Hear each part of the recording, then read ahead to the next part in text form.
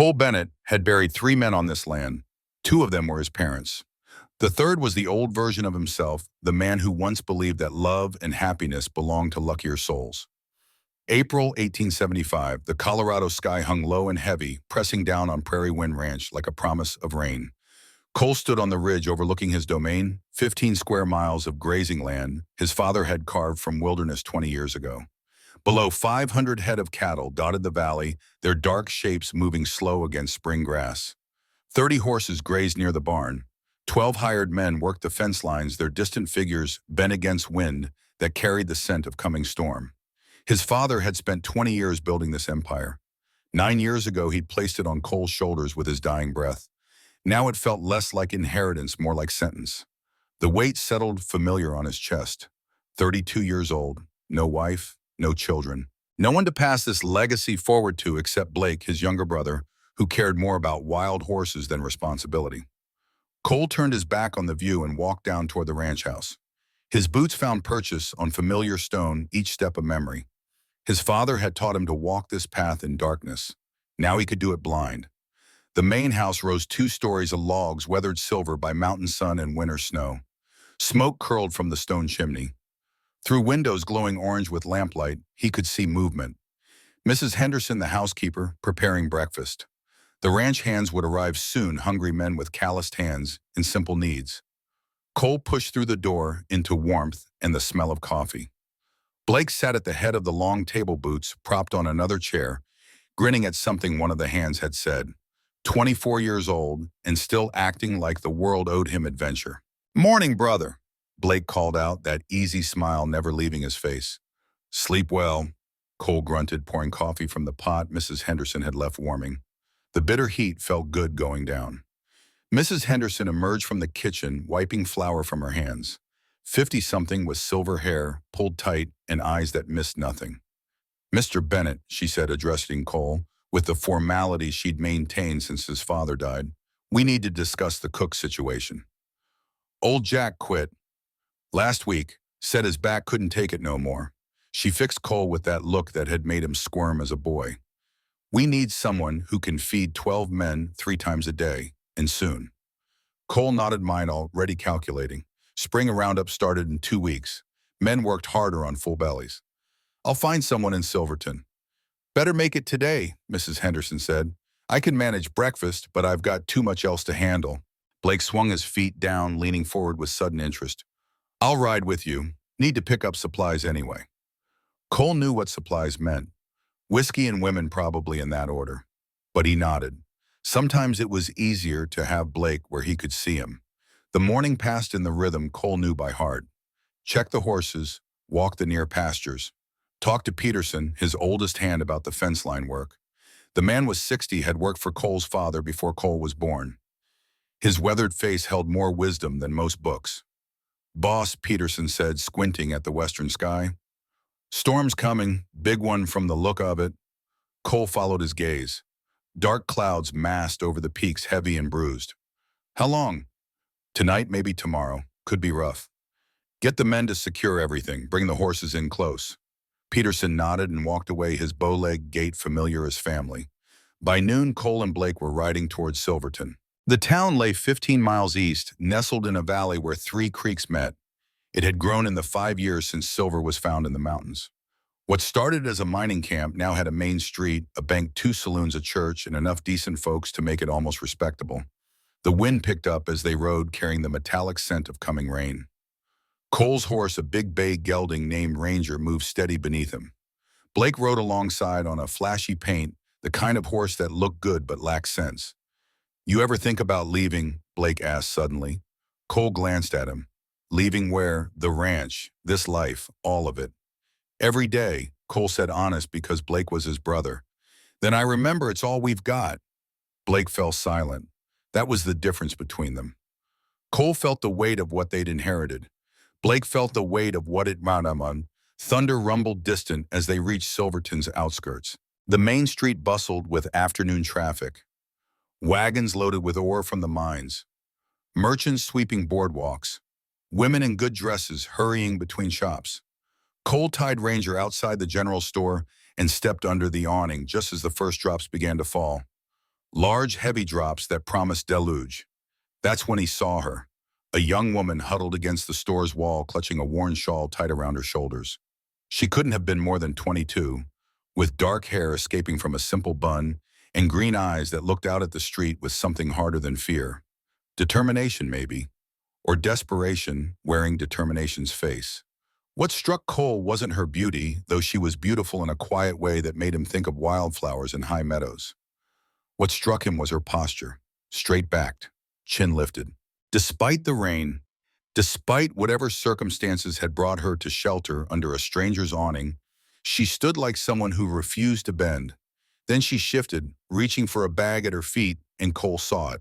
The twist in her left leg, the way she compensated weight carried different. "You best get inside before you catch your death," Mr. Daniels called from the doorway. The old shopkeeper had kind eyes set deep in a lined face. "Can't have folks drowning on my porch." "Thank you, sir," the woman said, her voice carrying strength that matched her spine. "But I haven't the money for a room just yet. I've come for work." She paused, lifting her chin another fraction. "My cousin mentioned there might be opportunities here." Daniel's expression shifted to something Cole had seen too often. Pity. It crawled across the old man's features like oil on water. "Work's hard to come by for a young woman in these parts." His eyes drifted to her leg, then away quick, ashamed. Especially for a cripple," the woman finished, her voice stronger than ever. "It's all right, sir. I've heard worse." She straightened, impossibly taller. "I can cook, clean, sew, and I read and write better than most school teachers. I just need a chance." Cole found himself stepping forward before he'd decided to move. "Mr. Daniels," he said, "got those supplies ready? We need to head back before this gets any worse." Three riders approached through the rain horses, massive against the storm's gray backdrop. Cole had left Blake to handle his own business. Now he swung down from Ranger with the fluid ease of a man who'd been born in the saddle. As he stepped onto the porch, he removed his hat, revealing dark hair and a face weathered by sun and wind that made him look older than his years. His eyes, startling blue even in the dim light, met the woman's. For a moment, neither spoke. He saw something in those green eyes. Not plea, not hope. Just frank assessment, woman to man equals measuring each other. "Cole Bennett," he said, offering a nod instead of his rain-soaked hand.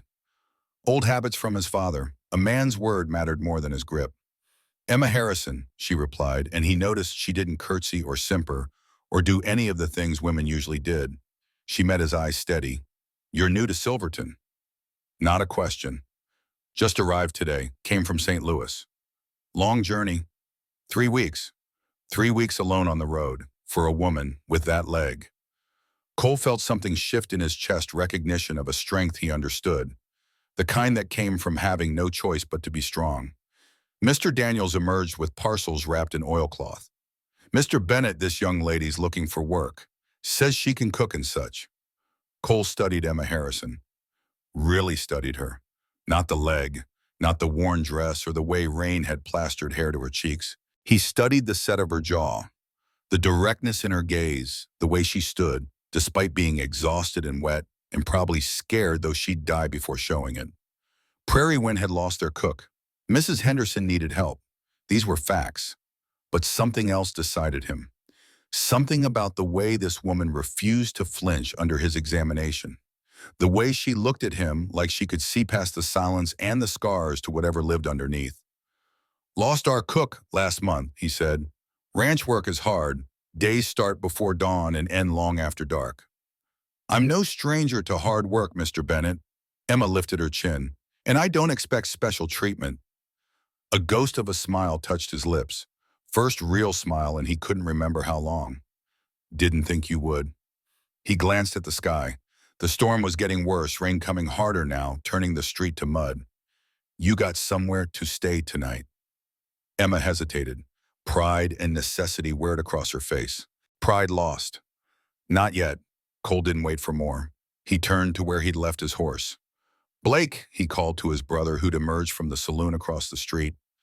"Head back and tell Mrs. Henderson we've got a potential new cook. I'll bring Miss Harrison along." "Mr. Bennett," Emma protested, "I haven't agreed to anything." "True enough." He retrieved a second horse from the hitching post, a gentle-looking mare. "But you need shelter tonight, and we need a cook." Seems like a fair arrangement for now. He saw her weighing it, saw the calculation. A stranger's ranch versus a night in the rain with no money and no prospects. Can you ride? He asked. Emma swallowed. Not well, and not with... She gestured vaguely at her leg, the first acknowledgement she'd made of it. Cole nodded, seemingly unbothered. He gathered her meager belongings, a single worn bag that told its own story, and secured it to the mare. Then, with surprising gentleness for a man his size, he helped her mount his own horse before swinging up behind her. Hold tight, he murmured, his breath warm against her ear, as his arms came around her to take the reins. As they rode out of town, Emma found herself pressed against the solid warmth of his chest, wondering if she'd made a terrible mistake or the best decision of her life. The rain fell steady as they left Silverton behind. Cole kept Ranger to a walk, partly for the conditions, partly because he could feel Emma's tension. She held herself rigid, trying not to lean into him, trying to maintain some distance in a situation that allowed none. Relax, he said after a mile. Horse can feel your nerves. I don't make a habit of riding with strange men, she replied, voice tight. Fair point. He adjusted his grip on the reins, which meant adjusting his arms around her. But I'm not strange, just quiet. She made a sound that might have been a laugh. How far is your ranch? 15 miles. We'll be there by dark if the storm doesn't get worse. They rode in silence for a while. The rain soaked through Cole's duster, but he kept Emma mostly dry by angling his body as windbreak. He found himself noticing things. The way she smelled faintly of lavender despite days on the road. The competent way her hands gripped the saddle horn. No panic, just caution. The straightness of her spine even now. Your father's ranch, she asked eventually. Was. He died 9 years ago. Left it to me and my brother. I'm sorry. Don't be. He lived the life he wanted. More silence. Then Emma said, my parents died when I was 16. Influenza. Cole nodded against the rain.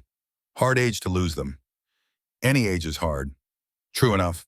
The landscape opened up as they climbed out of the valley. Mountains rose on all sides, their peaks hidden in cloud. This was big country, the kind that made men feel small and either broke them or made them stronger. Cole had been born to it, knew its moods like he knew his own heartbeat. It's beautiful, Emma said softly, and he heard genuine wonder in her voice. It grows on you.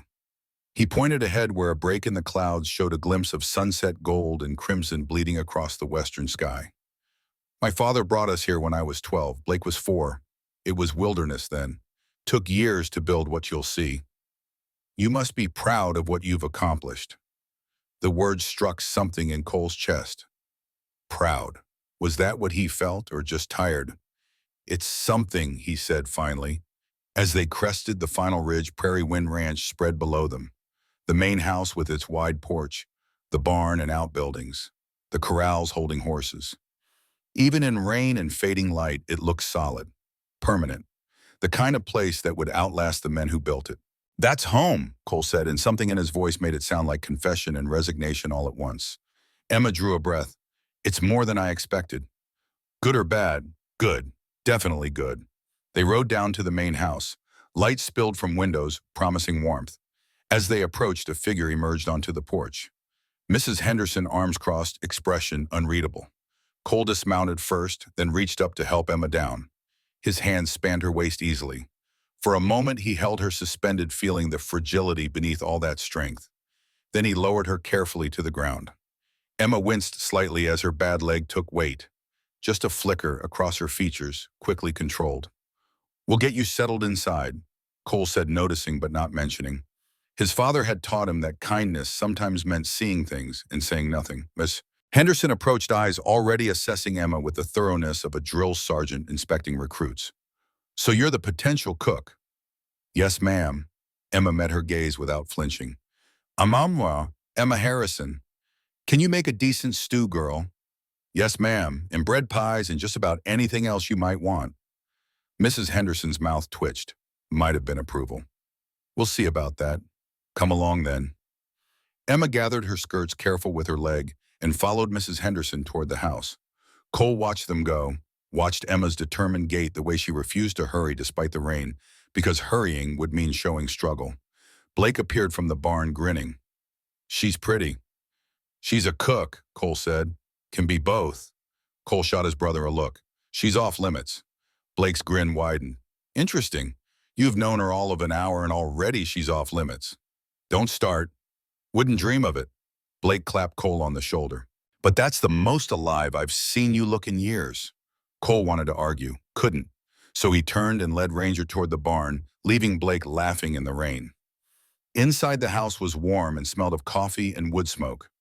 Mrs. Henderson was showing Emma the kitchen, a spacious room with a massive cast iron stove and ample workspace. Through the doorway, Cole could hear their voices. Kitchen's through here. You'll be cooking for Mr. Bennett, his brother, and about 10 ranch hands depending on the season. Breakfast at dawn, dinner at noon, supper at 6. You'll have Sundays to yourself. That's more than fair, ma'am. Your room's off the kitchen. A pause. Not much, but it's private. Cole stepped into the kitchen doorway just as Mrs. Henderson opened a small door, revealing a tidy room with a narrow bed, chest of drawers, and a window looking toward the mountains. Simple. Clean. More than most hired help got. Emma's face transformed. It's perfect, Mrs. Henderson nodded, pleased despite herself. Wages are $20 a month plus room and board, if that suits you. It was more than Emma had dared hope for. Cole could see it in the way her eyes widened and the slight tremor in her voice when she said, "It suits me very well." Good, Mrs. Henderson looked at Cole. We'll try it for a month, see how it works out for both of us. After she left to finish evening preparations, Cole lingered in the kitchen doorway. Emma stood by the window, looking out at the rain and mountains beyond. Mr. Bennett, she said without turning, why did you hire me? Honest question deserved honest answer. Mrs. Henderson needed help. You needed work. You didn't even ask if I could cook.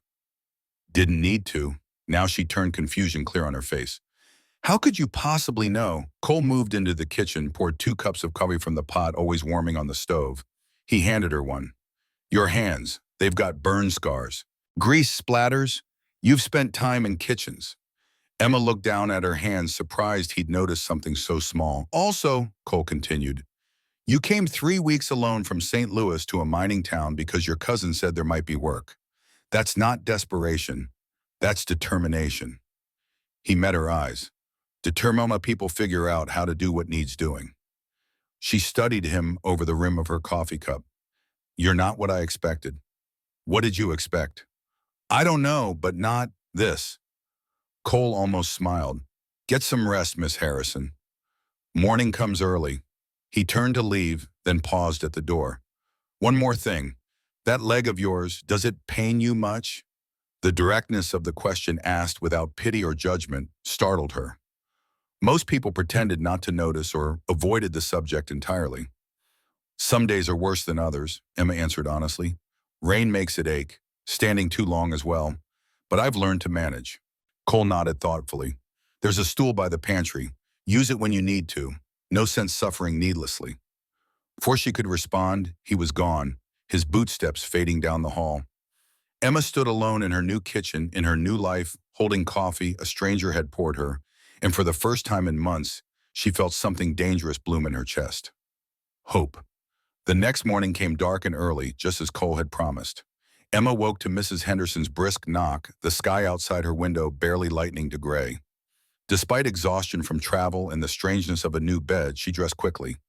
The small mercy was her room's proximity to the kitchen. Minimal walking before she'd had time to work the stiffness from her leg. Men will be in soon, Mrs. Henderson said by way of greeting. Coffee's brewing.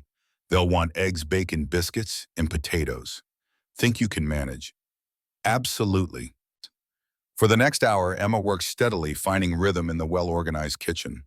The stove was temperamental but responsive once she learned its moods. By the time Boots stomped on the porch outside, she had platters of food ready and biscuits browning in the oven. The ranch hands filed in mumbling good mornings as they helped themselves to coffee. Emma studied them quickly. Working men with sun-darkened faces and calloused hands. The kind who measured worth in results, not words. Cole entered last hair damp from washing shirt sleeves rolled to reveal forearms roped with muscle. He nodded to Emma, his expression unreadable, then took his place at the head of the long table. Smells good, he said simply as she placed a plate before him. The meal passed in a blur of activity. Emma served refilled coffee cups, pulled fresh biscuits from the oven. She was grateful for the kitchen's layout, which allowed her to minimize movement while keeping everything within reach. The ranch hands ate with single-minded focus, offering grunts of appreciation between bites. As the men finished and headed out to begin their day's work, Cole lingered at the table cradling his coffee cup. When they were alone, he looked up at Emma. "Everything satisfactory?" he asked.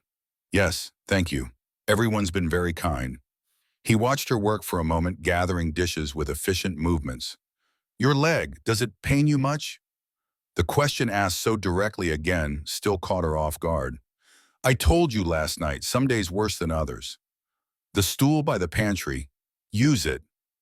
It wasn't suggestion. It was instruction given by a man who noticed things and acted on them. Emma found herself nodding. Cole stood chair, scraping against wood floor. "I'll be checking fence lines today. Back by supper." He paused at the door. "You did good this morning, Miss Harrison." Then he was gone, leaving Emma with dirty dishes and a warmth in her chest that had nothing to do with the stove. The week settled into routine. Emma rose before dawn, prepared meals, cleaned, and slowly learned the rhythm of ranch life. The work was hard but honest. The men were respectful. Mrs. Henderson proved a demanding but fair teacher.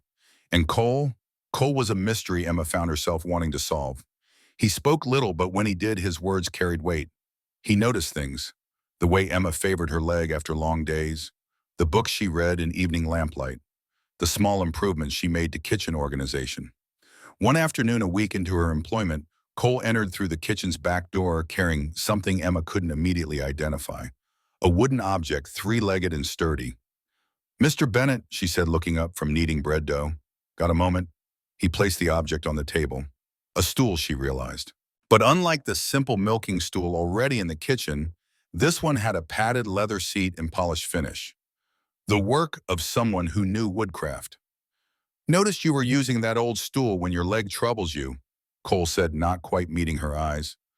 "Thought this might be more comfortable. Had it in the storeroom." Emma stared at the stool, then at Cole. The thoughtfulness of the gesture caught her completely off guard. This wasn't something thrown together. This was crafted, planned. "Thank you," she said softly. "That's very kind." He shrugged, looking almost embarrassed. "Just practical. Need our cook in good working order." He turned to leave, then paused at the door.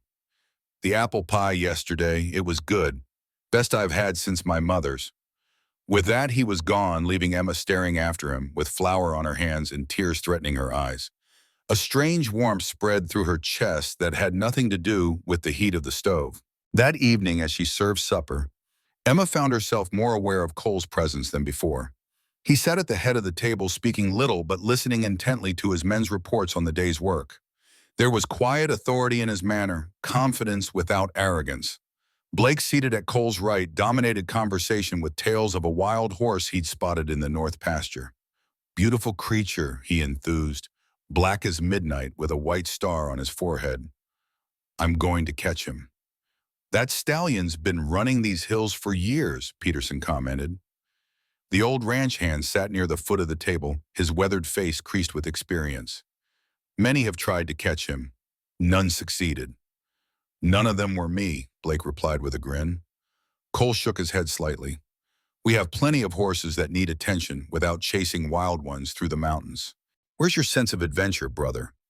Blake's tone was light, but Emma detected an undercurrent of tension. "Adventure doesn't keep the ranch running," Cole replied evenly, "or pay the men." An uncomfortable silence fell over the table. Emma quickly intervened, bringing out fresh baked berry cobbler that drew appreciative murmurs and effectively changed the subject. Later, as she washed dishes, she heard boots on the porch and glanced up to see Cole leaning against the doorframe watching her. "You shouldn't have to work this late," he said. "I don't mind. It's peaceful after the day's bustle." Emma dried her hands on a towel. "Was everything to your liking?" "More than satisfactory." He entered the kitchen, fully moving to stand near the stove where coffee still kept warm. "May I?" "Please help yourself." He poured a cup, then, after a moment's hesitation, gestured to the table.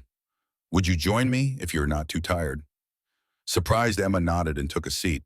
Cole poured a second cup and placed it before her before sitting across the table.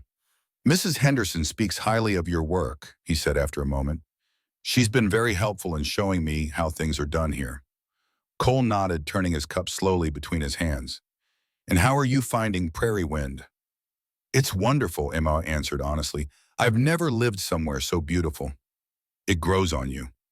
A small smile softened his features. My father brought us here when I was 12. Blake was just 4. It was wilderness then. Took years to build it into what you see now. You must be very proud of what you've accomplished. His eyes met hers, intense and searching. I am. This land, it gets in your blood. Becomes part of you. He paused. Your family. They're in St. Louis still. Emma looked down at her cup. I have cousins there, but we're not close.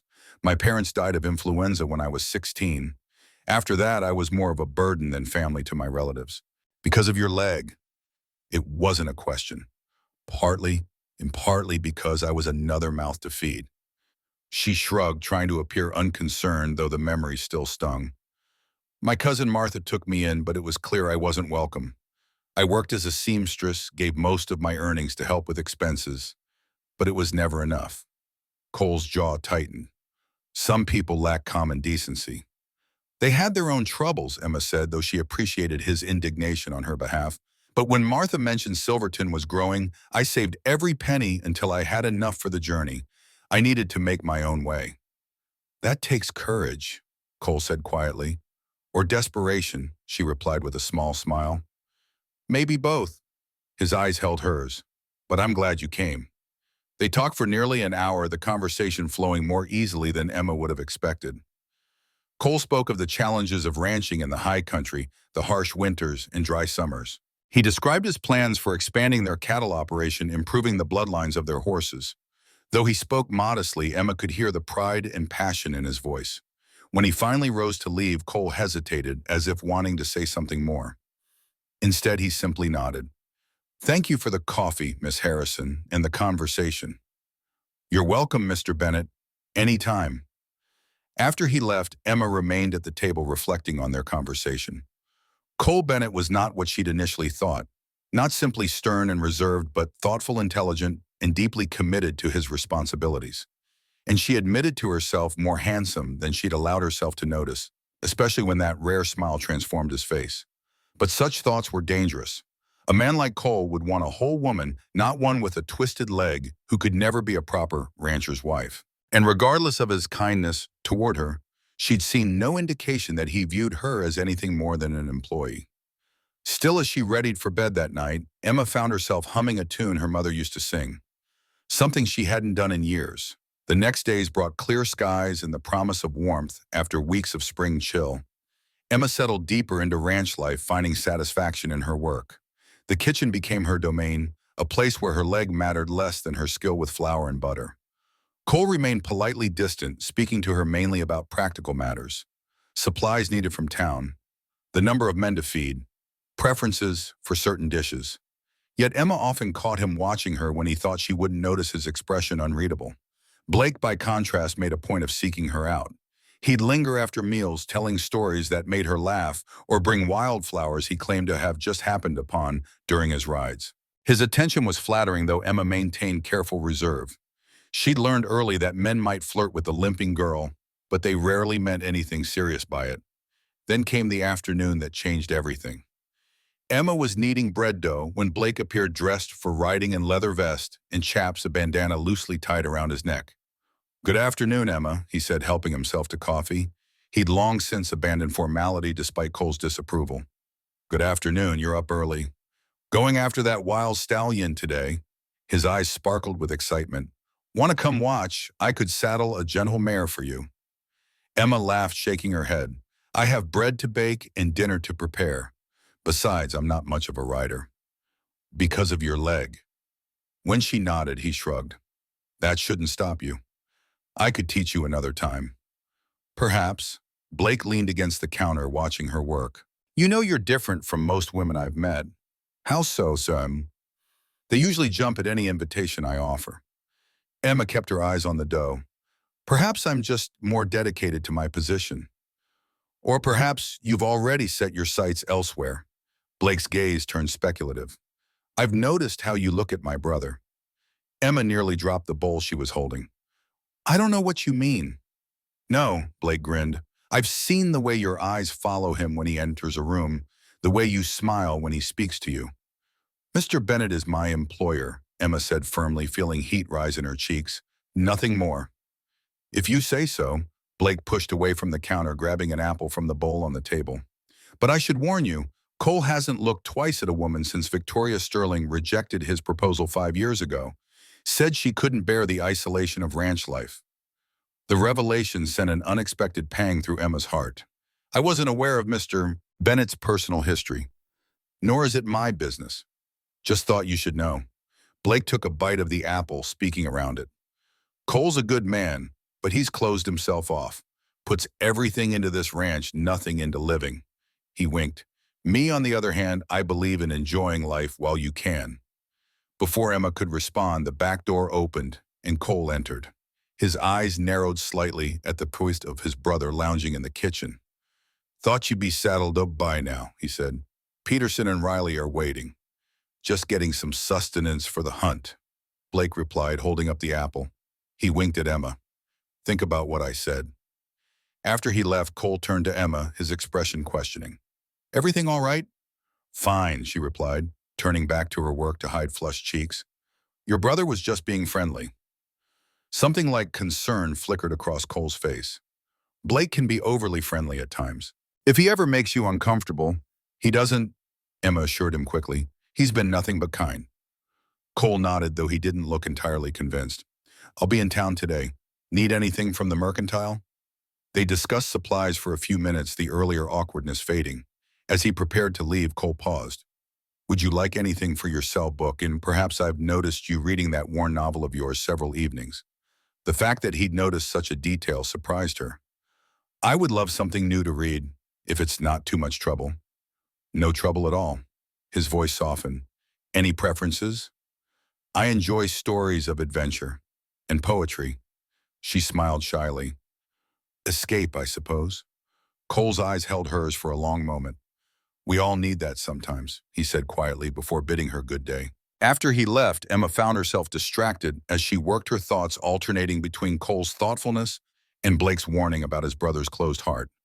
By mid-afternoon, the men had returned from their morning work for dinner. Blake was notably absent, still out on his quest for the wild stallion. As Emma served hearty stew, Peterson mentioned storm clouds building in the west. Could be a bad one, he commented. Barometer's falling fast. Another hand nodded agreement. Wind's picking up too. Young Blake best get back before it hits. Worry creased the foreheads of several men. Mountain storms could develop quickly and turn dangerous, especially in the higher elevations where Blake had gone hunting for the wild horse. The meal continued with subdued conversation, the men eating quickly before heading back out to secure equipment and animals before the storm hit. Cole, who had returned from town just before dinner, remained at the table after the others left, his expression growing more concerned as he glanced out the window at the darkening sky. He should have been back by now, he said almost to himself. Emma, clearing dishes, paused beside him. Perhaps he found shelter somewhere. Cole shook his head. There's nothing in that direction except the old McCullive cabin, and it's more ruin than shelter these days. He stood abruptly.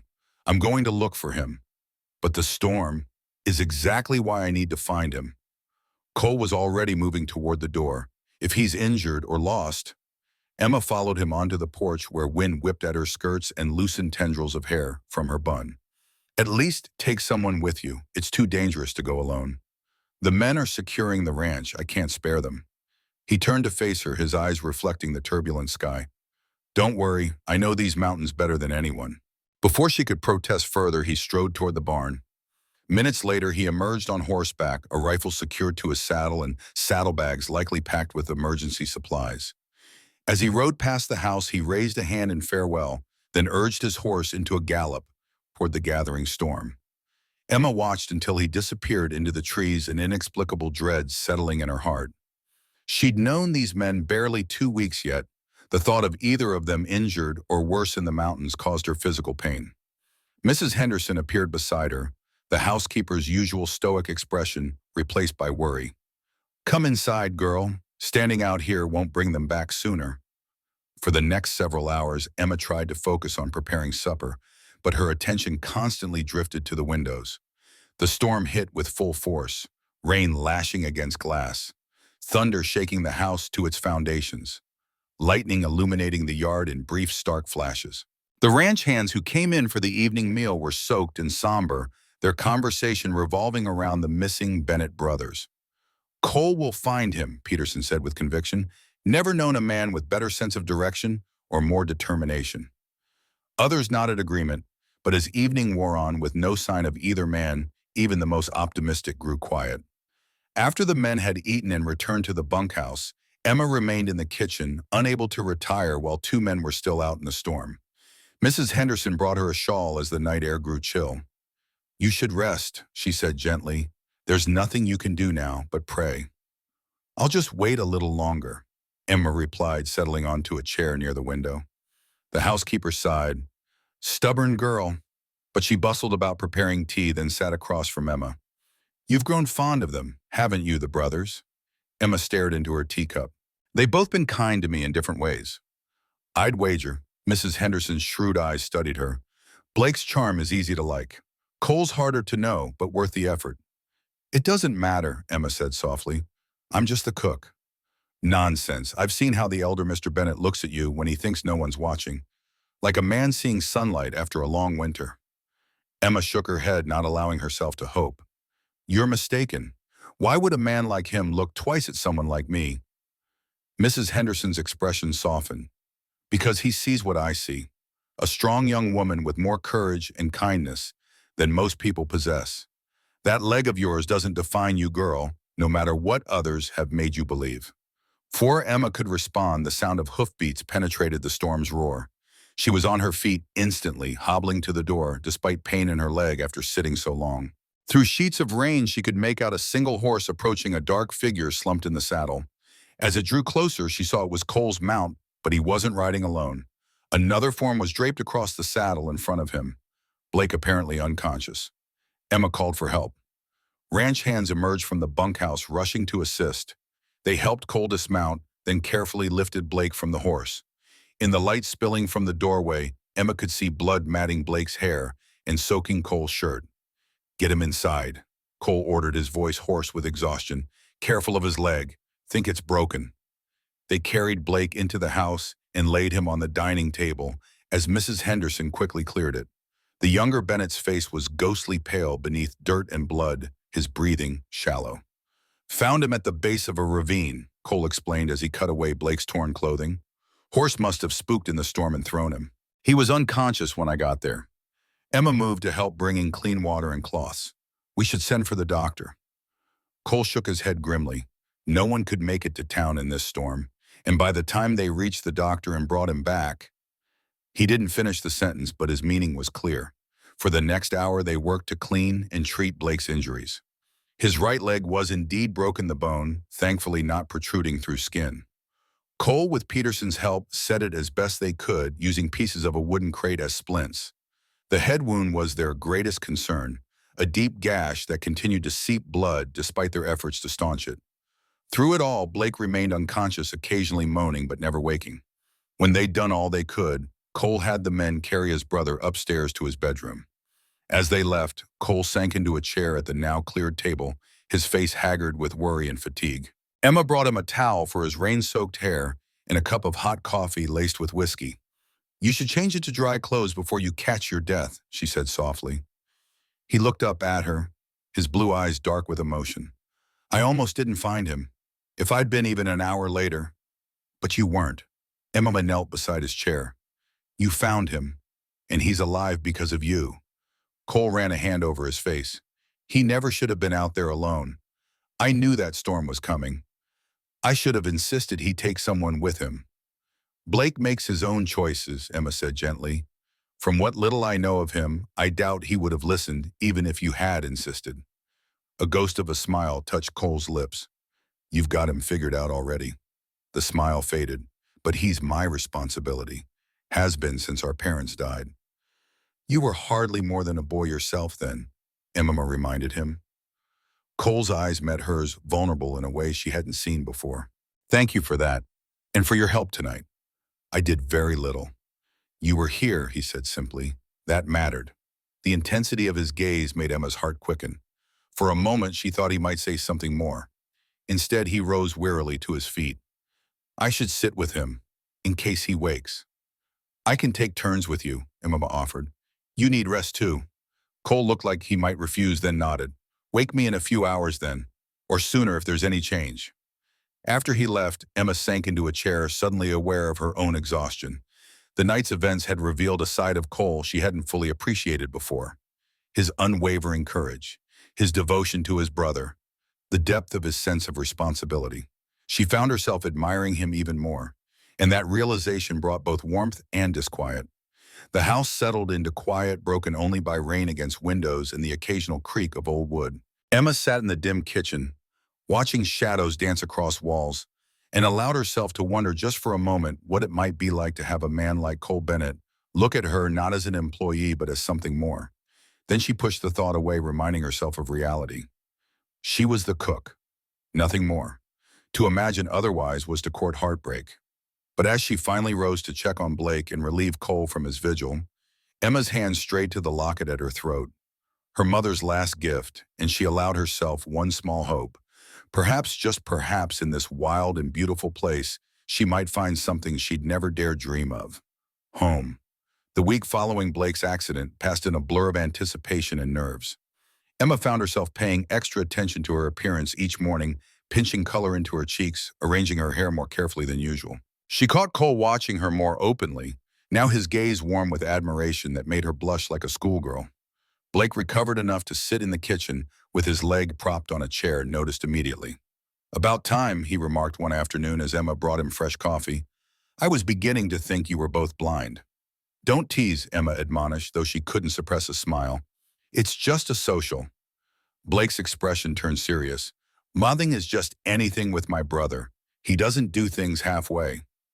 The day before the social, Mrs. Henderson approached Emma as she kneaded bread dough. Got something for you, she said, placing a box on the kitchen table. Been saving it for a special occasion. Inside the box lay a dress of deep blue fabric, simple but beautifully made with lace at the collar and cuffs. Emma gasped, running her fingers over the soft material. Mrs. Henderson, I couldn't possibly. Nonsense. My daughter sent it last Christmas, but it's too young a style for an old woman like me. The housekeeper's eyes twinkled. Besides, blue suits you better than me. Brings out those eyes of yours. Tears pricked at Emma's eyes. Thank you. It's beautiful. Mrs. Henderson patted her shoulder. You deserve a bit of happiness, girl. Both of you do. Saturday dawned clear and warm, a perfect late spring day. Emma spent the morning completing her usual tasks, then bathed and dressed with care. The blue dress fit as if made for her, the hem long enough to disguise the worst of her limp. She arranged her hair in a more elaborate style than usual, securing it with the tortoiseshell combs that had been her mother's. When she emerged from her room, Blake was sitting in the kitchen, his broken leg propped on a chair. He whistled appreciatively. If my brother wasn't already smitten, that dress would do the trick. Emma blushed. Is he ready? Blake grinned. Outside with the buggy and looking more nervous than I've seen him since his first cattle auction. Go easy on him. He's out of practice with courting. This isn't courting, Emma protested weakly. Blake's laugh followed her out the door. Tell yourself that, if it helps. Cole waited beside a polished buggy dressed in his Sunday best. Dark trousers, a crisp white shirt, and a vest that emphasized his broad shoulders. He'd trimmed his beard and slicked back his hair. As he turned to watch her approach, Emma felt her breath catch at how handsome he looked. His eyes widened as he took in her appearance, a look of appreciation warming his features. Miss Harrison, he said, his voice deeper than usual. You look beautiful. Thank you, Mr. Bennett. She smiled shyly. You look very handsome yourself. He offered his hand to help her into the buggy, his touch lingering as she settled onto the seat. The ride to town passed quickly, filled with easy conversation. Cole pointed out landmarks and shared stories of the early days of settlement. He seemed more relaxed than she'd ever seen him, laughing more freely, his usual reserve softened by the occasion. Silverton was transformed for the social. Bunting decorated the main street, and tables laden with food lined the area in front of the church. A makeshift dance floor had been constructed in the center of town, and a small band was already playing as couples swirled across the wooden planks. As Cole helped Emma down from the buggy, She felt a momentary pang of anxiety. Socializing had never been easy for her. Too many pitying glances, too many whispers behind hands. As if sensing her discomfort, Cole placed her hand firmly in the crook of his arm. "Shall we?" he asked, his steady gaze reassuring. With a grateful nod, she allowed him to lead her toward the gathering. People turned to look as they passed, curious about the newcomer on Cole Bennett's arm. Emma forced herself to walk as naturally as possible, though she knew her limp was more pronounced after the buggy ride. Cole introduced her proudly to everyone they met: the storekeeper who remembered her from her arrival, the banker and his wife, the blacksmith and his family. To her surprise, people seemed more interested in her connection to Cole than in her disability. Several women welcomed her warmly, asking about life at the ranch and expressing admiration for her taking on the cooking for so many men. "Cole hasn't brought anyone to a social in years," the banker's wife confided. "You must be very special indeed." As the evening progressed, Emma found herself enjoying the gathering more than she'd anticipated. The food was delicious, the company pleasant, and Cole remained attentively by her side. When the band began playing a waltz, however, she tensed. "Would you care to dance?" Cole asked, offering his hand. Emma shook her head. "I can't. My leg can support you just fine with the right partner," he finished for her. "Trust me." Before she could protest further, he led her onto the dance floor. Placing one hand at her waist and taking her other hand in his, he began to guide her in a simplified version of the waltz, supporting her weight when needed and adjusting his steps to accommodate her uneven gait. "See," he murmured as they moved slowly around the floor. "Not so difficult." Emma looked up at him in wonder. No one had ever asked her to dance before, let alone made it possible for her to do so. "How did you know we could?" "I didn't," he admitted, "but I wanted to try. Some things are worth the risk." The significance of his words wasn't lost on her. As they continued to dance, the rest of the gathering seemed to fade away, leaving only the two of them moving together in the warm evening light. When the music ended, Cole didn't release her immediately. Instead, he gazed down at her with an intensity that made her heart race. Then a voice cut through the moment like a blade. "Cole Bennett, is that really you?" Cole stiffened, his grip on Emma tightening. A woman approached, late 20s, exquisitely dressed in a way that spoke of money and city refinement. Dark hair in an elaborate updo. Expensive gown that made Emma's borrowed dress look shabby by comparison. Confidence that came from knowing her place in the world. "Victoria," Cole said flatly, and Emma heard old pain in that single word.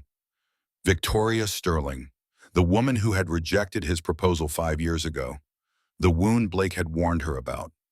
Victoria's gaze swept over Emma, lingering on her hand in Cole's arm, then dismissing her with the practiced ease of someone used to being the most important person in any room. "I've just returned to Silverton," Victoria said, her attention entirely on Cole. "Father's opening a new bank branch. Isn't it wonderful?" She touched Cole's arm with familiar intimacy. "We should catch up. It's been too long." Cole's voice was polite but cold. "Victoria, this is Miss Emma Harrison." "Emma." "Victoria Sterling." Emma extended her hand. Victoria's handshake was limp, dismissive, her eyes already turning back to Cole. "How quaint," she said, the word dripping with condescension. Cole always did have a soft spot for charity cases. Emma stiffened. Cole's jaw clenched. But Victoria was already turning away, threading her arm through Cole's free one.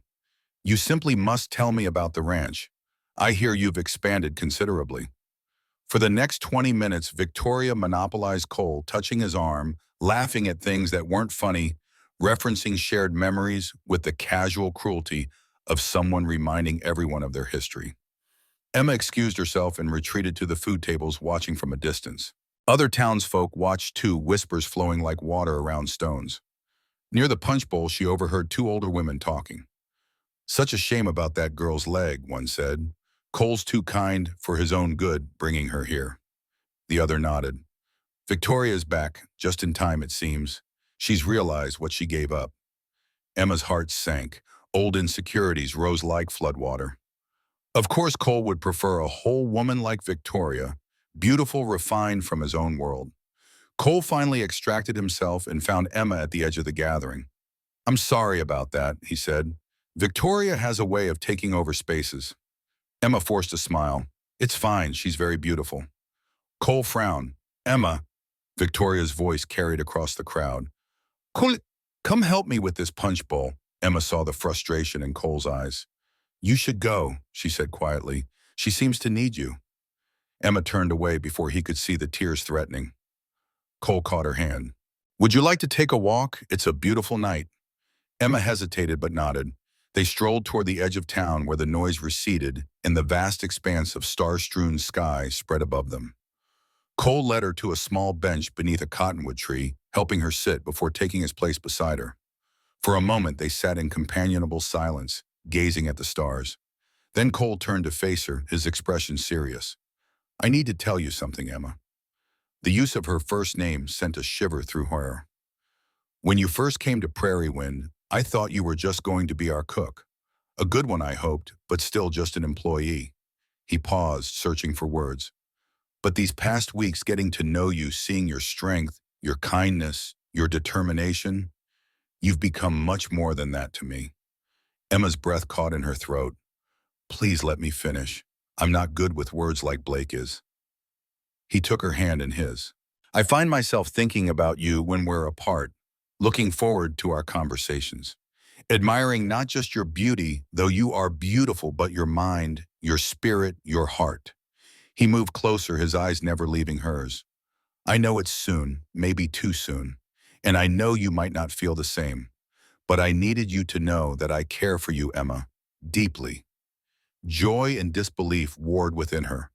I don't understand, she whispered. You could have any woman. Why would you choose someone broken like me? Pain flashed across Cole's face. Is that truly how you see yourself, as broken? It's how everyone sees me, she replied, tears threatening. The limping girl good enough to cook and clean, but not to love. Not everyone, he said firmly, not me. He cupped her cheek with his free arm. You walk with a limp, yes, but that doesn't define you any more than the scar on my back defines me. You have a scar. Ranch accident years ago. Does knowing that make me broken in your eyes? Of course not. Then why would your leg make you broken in mine? His thumb brushed away a tear that had escaped down her cheek. The first time I saw you standing in the rain, chin up despite everything, I admired your courage. And every day since I've found more to admire. He leaned closer, his voice dropping to a near whisper. You walk right into my heart, Emma Harrison. Limp and all. Before she could respond, his lips met hers in a kiss so gentle it brought fresh tears to her eyes. She found herself responding instinctively, her hand moving to his shoulder as the kiss deepened, becoming a promise of possibilities neither had dared hope for. When they finally parted, Cole rested his forehead against hers. I'm not asking for an answer tonight, just for a chance, to court you properly, to show you that you deserve to be cherished exactly as you are. Emma's heart felt too full for words. Instead, she answered by initiating another kiss, pouring into it all the feelings she'd been afraid to acknowledge.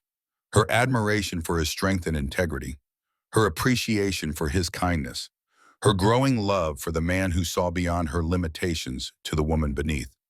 Under the vast Colorado sky, with the distant sounds of the social mingling, with the whisper of leaves above them, Emma felt something long dormant within her bloom to life. Hope. The ride back to Prairie Wind was quiet, but charged with new awareness. Cole held the reins in one hand, his other arm around Emma, drawing her close against the evening chill.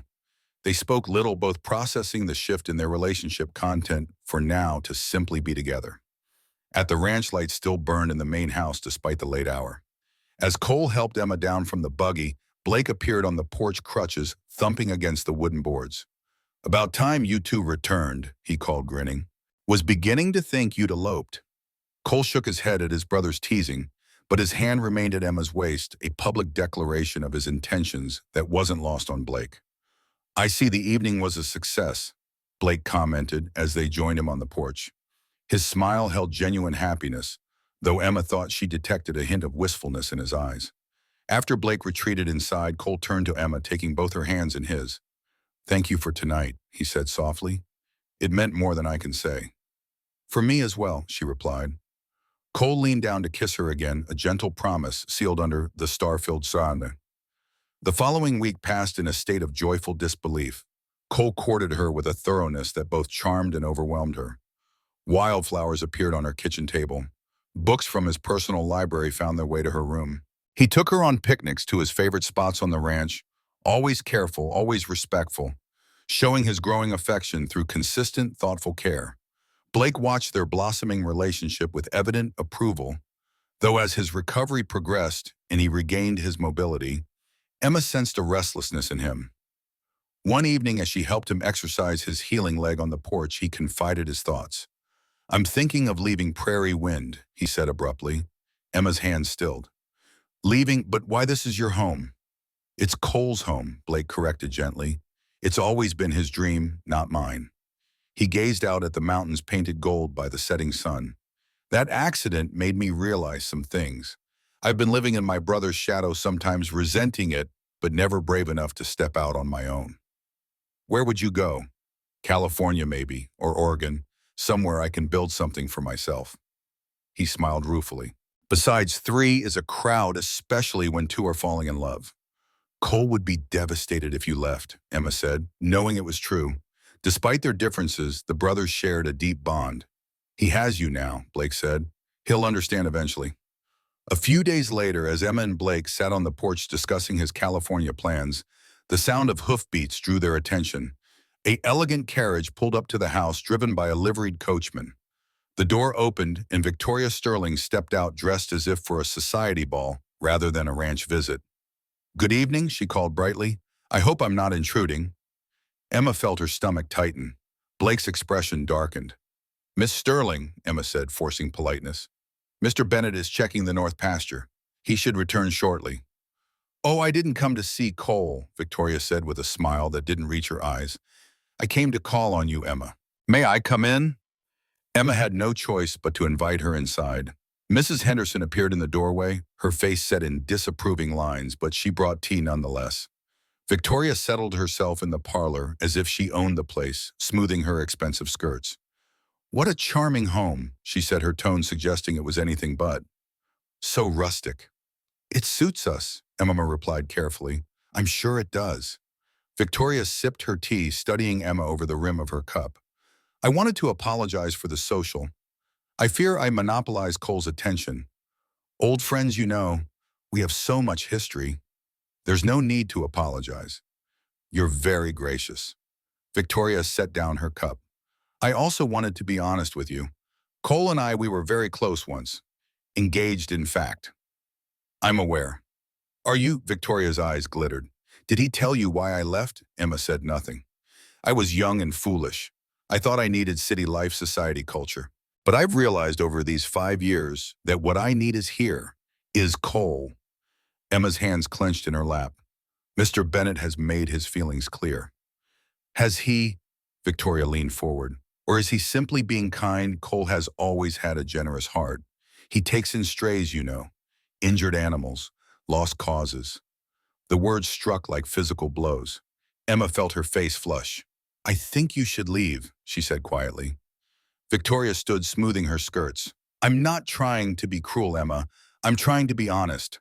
Cole needs a proper wife, someone who can stand beside him in society, host gatherings, represent Prairie Wind.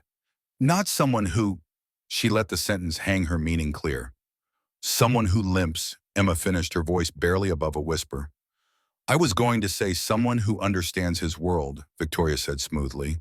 "But yes, if we're being frank, there are practical considerations. Ranch life is demanding. A wife needs to be able to keep up." Emma's hands shook in her lap. Victoria moved to the door, then paused.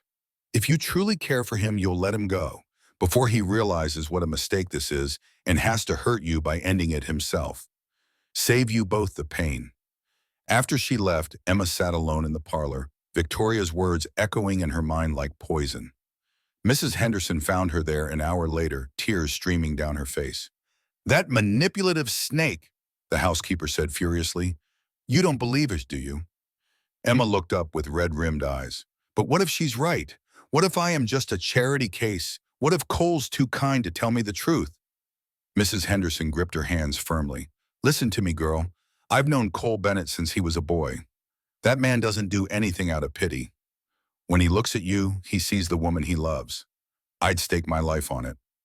But Victoria's words had found the cracks in Emma's armor, the places where old wounds never fully healed. That night, unable to sleep, she made a decision. She would leave, before Cole lost his ranch, before he had to choose, before she became the burden that ruined everything he'd built. By midnight, she had packed her meager belongings. She wrote a letter by lamplight, tears blotting the ink. You showed me more kindness than I ever hoped to find, but I can't stay. You deserve someone whole, someone who can stand proudly beside you without bringing shame. Forgive me. Always, Emma. She placed it on the kitchen table where he would find it. Before dawn, she dressed and gathered her bag. She would take the early stage to Denver, then the train to St. Louis. Back to her cousins who didn't want her. Back to being invisible. But it was better than watching Cole lose everything because of her. Emma opened her door quietly, trying not to wake anyone. The kitchen was dark. She crept toward the back door, bag in hand. Then a lamp flared to life. Cole sat at the kitchen table in the darkness, the lamp now illuminating his face. Pain and fury warred in his eyes. Going somewhere. His voice was rough. Emma froze, caught. Cole stood the chair, scraping loudly in the quiet. Were you going to leave without even saying goodbye? She couldn't meet his gaze. I left a letter. A letter. His voice shook with emotion. After everything, a letter. He crossed to her in two strides. What happened? What changed? Emma kept her eyes on the floor. Nothing changed. I just realized this can't work. That's a lie. His hands gripped her shoulders, not hard but firm. Tell me the truth, Emma. She broke. Victoria came yesterday. She said I was just a charity case, that you felt sorry for me, that I'd be an embarrassment to you. And she's right. The words tumbled out through tears. Look at me, Cole. I can't walk without limping. I can't dance except when you're supporting me. I can't ride. I can't do any of the things a rancher's wife should do. Cole's expression hardened. And you believed her. Emma's tears flowed freely now. She said things I already knew, things I've known my whole life. Cole grabbed her shoulders more firmly. Stop, just stop. His voice was fierce. Do you know what I see when I look at you? Emma shook her head, unable to speak. I see a woman who traveled 3 weeks alone to a strange place to make her own way. I see someone who gets up every morning before dawn and works harder than most men I know. I see intelligence, kindness, courage. His hands moved to frame her face. You think your leg is all I notice, Emma? I barely notice it. And when I do, I'm reminded of the strength it took to become who you are despite it. His voice dropped. I love you. Not despite your leg. Not in spite of it. I love all of you. Every part. Emma shook her head, but he continued. Victoria doesn't matter. What she thinks. What anyone thinks. The only thing that matters is what you think. Do you love me, Emma? Through her tears, Emma whispered, yes. God help me, yes. Cole's expression softened. Then that's all that matters. Everything else, Victoria, the gossips, anyone who has a problem with us, they can go to hell. He pulled her into his arms, holding her as she sobbed against his chest. Don't ever try to leave me again, he said into her hair. Promise me. I promise, Emma whispered. Cole tilted her face up, kissed her, deeply tasting salt from her tears. When they parted, both were breathless. I won't lose you, he said firmly. Not to Victoria's poison, not to your fears, not to anything. Morning light was beginning to creep through the windows. Mrs. Henderson appeared in the doorway, saw them, embraced, smiled knowingly, and retreated. Cole led Emma to the table, sat her down, poured coffee with hands that shook slightly from emotion. There's something else, he said. Something I need to tell you. Emma braced herself. Yesterday, before Victoria came, I had a visitor, Mr. Sterling, Victoria's father. Cole's jaw tightened. He's the banker who holds my ranch loan, $3,000 due at the end of October. Emma's heart sank. That's 6 months away. He's changed the terms. Says he's reconsidering, given market instability. Cole's eyes met hers. He's calling the loan. I have 30 days to pay in full or he forecloses. The pieces fell into place. Because of us. Because you chose me over Victoria. This started before that, Cole said. But yes, I think that accelerated things. Emma stood, agitation making her forget her leg for a moment. She stumbled. Cole caught her, steadied her. What will you do? I don't know yet. He looked at her intently. But whatever happens, we face it together. Understood. Emma wanted to argue to insist she should leave to solve this, but she'd promised. And more than that, she believed him. They would face it together. The next days were a blur of desperate planning. Cole met with the lawyer in town, a Mr. Harrison who'd known his father. The legal reality was grim. Sterling had legitimate grounds. A missed payment, the previous February, 2 weeks late, gave him the right to accelerate the loan under the contract's fine print. Cole's options were limited. Pay $3,000 in 30 days impossible without selling cattle at spring prices. Sell part of the ranch, which defeated the purpose of saving it. Find an investor, which meant losing control. Or marry Victoria and have Sterling forgive the debt. That last option hung unspoken in the air. Emma watched Cole struggle with it, saw the weight pressing down on him. 9 years of work, his father's legacy, everything he'd built threatened. One evening she found the courage to say what she'd been thinking. Cole, if marrying Victoria would save the ranch. His eyes blazed. Don't even suggest it. But your legacy. You are my legacy, he said fiercely. The ranch is just land. You're my future. Blake, who'd been listening from the doorway, limped in on his cane. There's something I need to say. Both turned to him. Cole, you've spent 9 years keeping this ranch for me. But did you ever ask what I wanted? Cole's expression hardened. This is family. No, Blake interrupted. This is your family. Your dream, not mine. He took a breath. I want to go to California, start a horse breeding operation, build something that's mine, not inherited. The revelation hung in the air. I've been selfish, Blake continued, letting you sacrifice for something I don't even want. But watching you with Emma, I realized something. The ranch is just property. Family is people. He looked between them. Emma is your real family now, Cole. Fight for her. Let the ranch go if you have to. We'll build something new together. Cole stared at his brother, emotions warring across his face. Then Blake added quietly, besides, I have $800 saved for California. It's yours. Mrs. Henderson appeared. I have $200, my retirement fund. But family matters more. Over the next days, more help came. Peterson and the ranch hands pooled $300.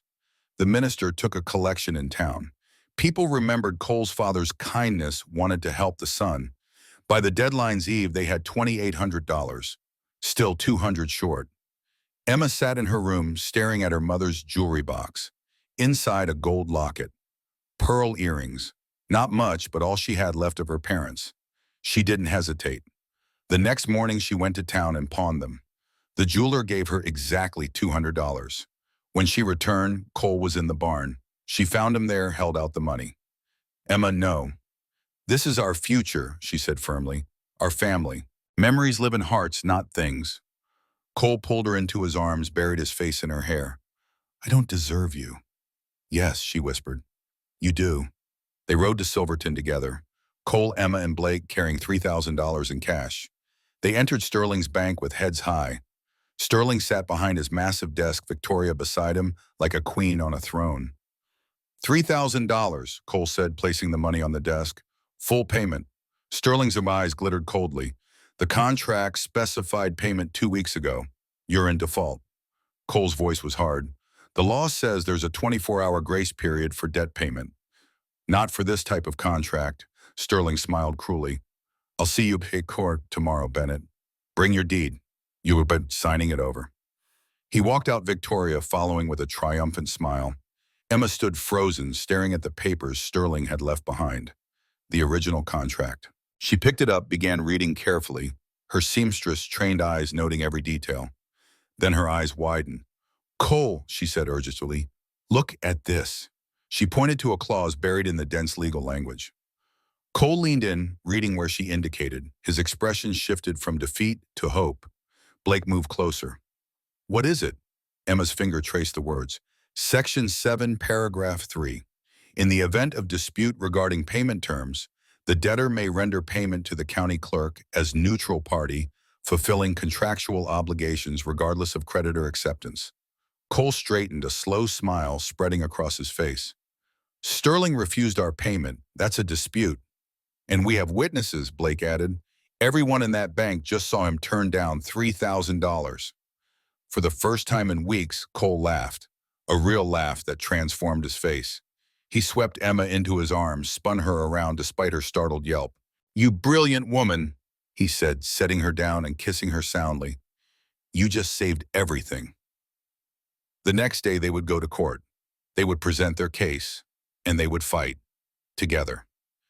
But for now, riding back to Prairie Wind in the late afternoon sun, $3,000 still in their possession, Emma allowed herself to believe that maybe, just maybe, they could win. Cole's hand found hers squeezed gently. "Whatever happens tomorrow," he said, "I want you to know something." "What?" "I'm going to marry you. Ranch or no ranch. Money or no money. Nothing will stop that." Emma's heart swelled. "Is that a proposal, Mr. Bennett?" "Not yet," he said with a smile. "When I propose properly, you'll know it." As they crested the ridge overlooking Prairie Wind, the ranch spread below them in golden evening light, Emma felt something settle deep in her chest. This was home. Not just the land, but the people. The love. And she would fight for it with everything she had. The Silverton Courthouse stood at the end of Main Street, a two-story structure of stone and timber that represented law and order in a town barely 10 years old. By 9 in the morning, the courtroom was packed. Word had spread fast. Cole Bennett, whose father had been one of the first settlers, was fighting to keep his ranch from the banker who tried to force his hand through his daughter. Emma sat in the front row between Blake and Mrs. Henderson, her hands clenched tight in her lap. She'd barely slept, going over and over the contract language, praying she'd read it correctly. Cole sat at the defendant's table, his back straight, jaw set. He wore his best suit, the one he'd been married in when his parents wed passed down and altered. He looked every inch the rancher his father had raised him to be. At the plaintiff's table, Sterling and his lawyer from Denver sat with the confidence of men who believed they'd already won. Victoria sat behind them, her face carefully neutral. Judge Morrison entered, a man of 65 with iron gray hair and eyes that had seen every trick in the book. "All rise," the bailiff called. The hearing began. Sterling's lawyer was smooth, presenting the case with practiced ease. The contract was clear. Payment was due October 31st. Cole had missed a payment in February of the previous year, albeit by only 2 weeks. That late payment gave Sterling the right to accelerate the loan. Cole had defaulted. The law was on their side. The lawyer produced documents carefully organized, each one damning. The original contract, the payment records showing the February delay, the notice of acceleration sent 30 days prior. "Your Honor," the lawyer concluded, "this is a simple matter of contract law. Mr. Bennett borrowed money. He agreed to terms. He failed to meet those terms. Mr. Sterling has every right to foreclose." Judge Morrison looked at Cole. "Mr. Bennett, you're representing yourself." "Yes, Your Honor." Cole stood. Can't afford a lawyer after scraping together $3,000. A murmur ran through the courtroom. The judge's eyebrow raised. "You have the money." "In full. Tried to pay Mr. Sterling yesterday. He refused it." Sterling's lawyer jumped up. "Because payment was overdue, the deadline had passed." "By whose determination?" Cole asked, his voice calm but firm. "The contract states payment is due end of October. Yesterday was October 29th. Last I checked, October has 31 days. The lawyer's face reddened. The acceleration notice clearly stated payment was due immediately upon receipt, which was 30 days ago. Judge Morrison held up a hand. "Let me see the contract." The bailiff brought it forward. The judge read in silence, the courtroom holding its breath. After several minutes, he looked up. "Mr. Sterling, did the defendant attempt to pay you yesterday?" Sterling had to answer under oath. "He did." "The full amount owed on?" "Yes, but—" "And you refused this payment?" "The deadline had passed according to my notice of acceleration." The judge's expression hardened. "According to the original contract, payment is due October 31st. Your acceleration notice cannot supersede the original contract terms without the debtor's agreement to new terms. Mr. Bennett never agreed to new terms." Sterling's lawyer stood quickly. "Your Honor, the acceleration clause gives my client the right to demand immediate payment if—" "I can read, counselor." The judge's tone was sharp. "What I'm asking is whether Mr. Bennett was given reasonable opportunity to meet the original contract terms before foreclosure proceedings began." Before the lawyer could respond, Emma stood. "Your Honor," she said, her voice clear, despite her racing heart. "May I speak?" The judge looked surprised. "Young lady, this is not—" "I'm literate, Your Honor. I read this contract carefully." She moved forward, her limp pronounced in the silent courtroom, but her chin high. "May I approach?" Judge Morrison studied her for a long moment, then nodded. "Approach." Emma took the contract, with trembling hands found the section she'd marked. Section 7, paragraph 3. It states in event of dispute regarding payment terms, the debtor may render payment to the county clerk as neutral party, thereby fulfilling contractual obligations regardless of creditor acceptance or refusal. The judge leaned forward, reading where she pointed. Emma continued, her voice growing stronger. "Mr. Sterling refused our payment yesterday. $3,000.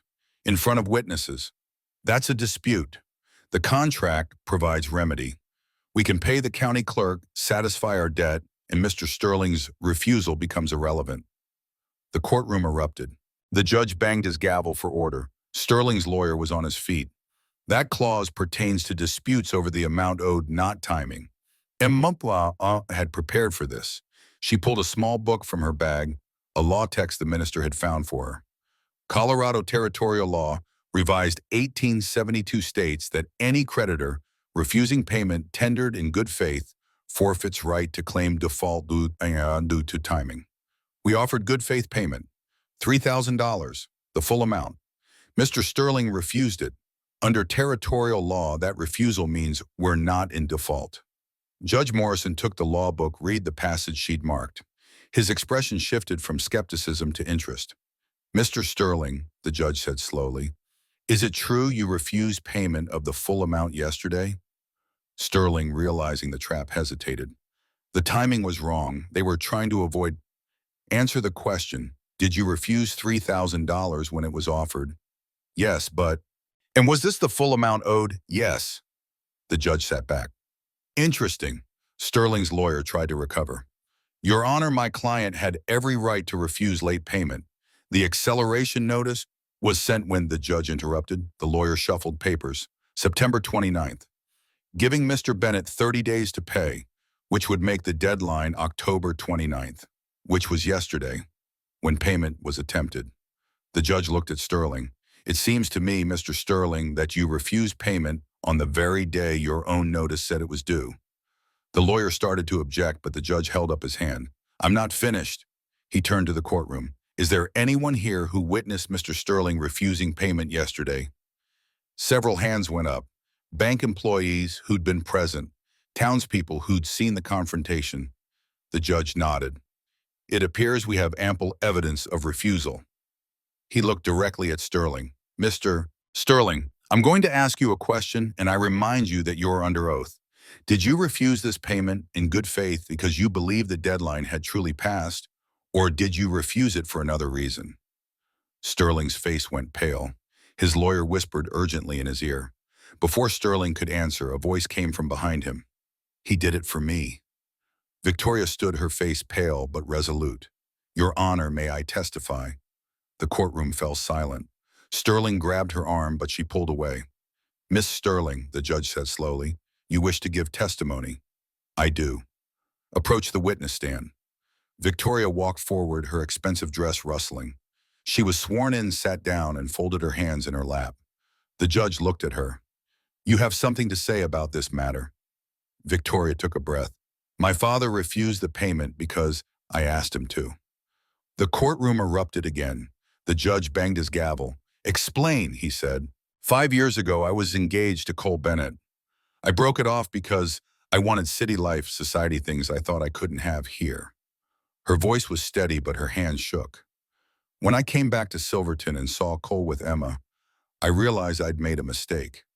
Not about leaving, but about thinking I could come back and pick up where we'd left off." She looked at her father. "I asked Father to use the loan to force Cole's hand, make him choose between the ranch and Emma. I thought if he lost the ranch because of her, he'd resent her. Or if he chose the ranch, I could comfort him." Sterling looked stricken. "Victoria, don't—" "I won't lie under oath, Father." She turned back to the judge. "My father loves me. He did what I asked. But it was wrong. Emma Harrison had nothing to do with any of this except being kind and making Cole happy. And I used my father's business to try to destroy that. She stood. Judge Morrison, everything the defense said is true. We refused good faith payment. We tried to manipulate the situation. And Cole Bennett doesn't deserve to lose his ranch because I couldn't accept that he'd moved on. The silence in the courtroom was absolute. The judge studied Victoria for a long moment. That took courage, Miss Sterling. She smiled sadly. Not really, just honesty, something I should have practiced more of 5 years ago. Judge Morrison looked at Sterling. Mr. Sterling, do you have anything to add to your daughter's testimony? Sterling seemed to have aged 10 years. No, Your Honor. The judge nodded. Then I'm ready to rule. He picked up his gavel. First, regarding the contract interpretation. Miss Harrison is correct. Section 7, paragraph 3 provides clear remedy when a creditor refuses payment.